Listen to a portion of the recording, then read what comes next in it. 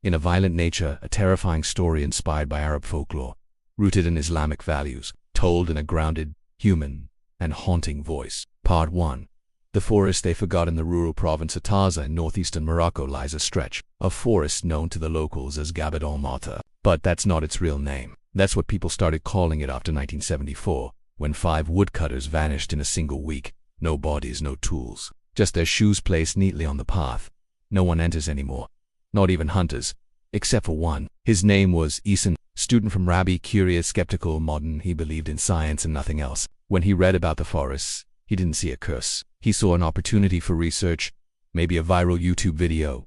Jinn, please, he laughed to his friends. Fear only grows where understanding is absent. So, on a cold Thursday morning, he entered the forest. Part 2. The pathless place. Isan walked deep into the trees with a GoPro on his chest, a Quran in his bagat, his mother's insistent sand, a drone in his hand. He wasn't reckless. He believed he was prepared. The first hour was peaceful. Birds chirping, crisp wind. He marked the trees with red tape, recording everything. But by hour 2, the forest changed.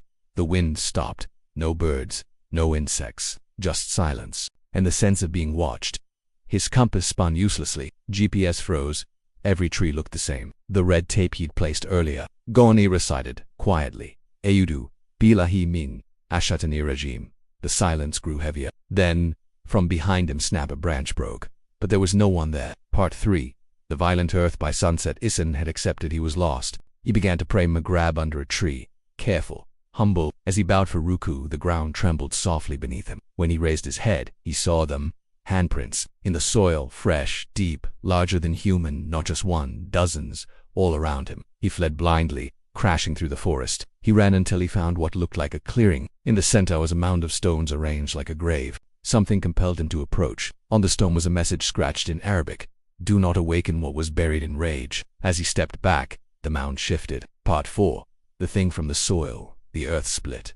A shape crawled out. It was taller than any man Isan had ever seen. Its limbs unnatural, stretched, covered in matted roots and blooded leaves. Its face was missing. Instead, there was bark, cracked bark, shaped into a tortured expression, and in its chest, a blackened hole like something had been carved out. It moved like a tree in wind, yet fast, too fast. Isan recited I. The thing stopped, trembled, screeched, and vanished. Part 5.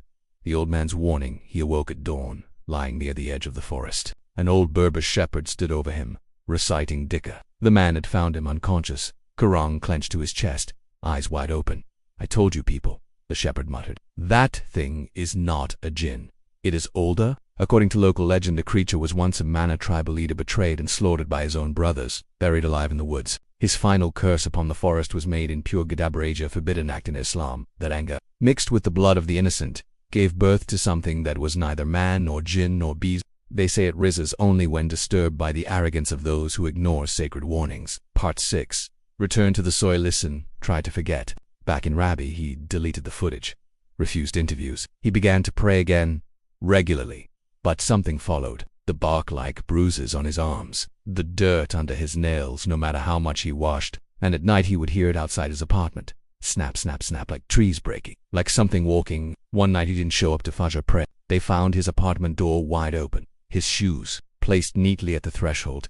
Inside, no sign of struggle, only his camera, still recording last image, a shadow of something tall, standing just behind him, face made of leaves, staring with no eyes. Epilogue. The forest remains. Gabad al-Mata is now sealed off. Locals built a small masjid at the edge of the woods, and no one crosses beyond it. Sometimes hikers report hearing something crying beneath the soil. Some say it's the wind.